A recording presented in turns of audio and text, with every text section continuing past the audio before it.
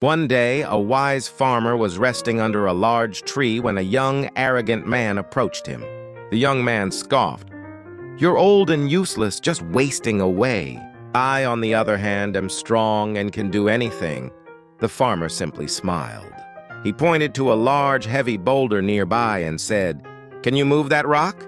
The young man laughed, strained, and failed to budge it. "See," the farmer said softly, "there are things you cannot do alone."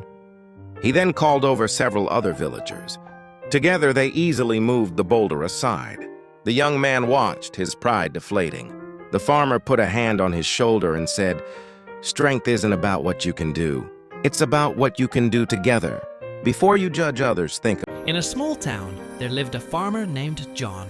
For weeks, no rain had fallen, and his crops began to wither. Every morning, he'd stare at the cracked earth, his hope drying up just like his fields. One day, his neighbor, a young boy named Leo, came over holding a single, small watering can. He started watering one tiny sprout. "It's not much," Leo said quietly, "but it's a start." John watched the boy, and something shifted inside him. He wasn't just looking at a dying crop anymore. He was seeing a single, resilient sprout being given a chance.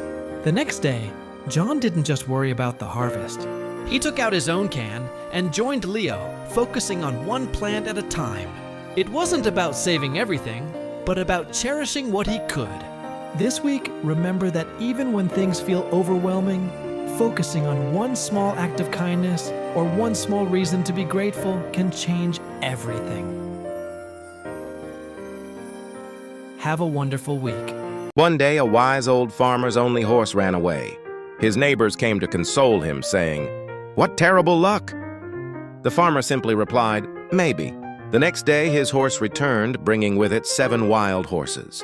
"What incredible luck!" the neighbors exclaimed. The farmer just said, "Maybe." The following day, the farmer's son tried to tame one of the wild horses, but was thrown off and broke his leg. The neighbors gathered again. "How awful," they said. "Maybe," replied the farmer.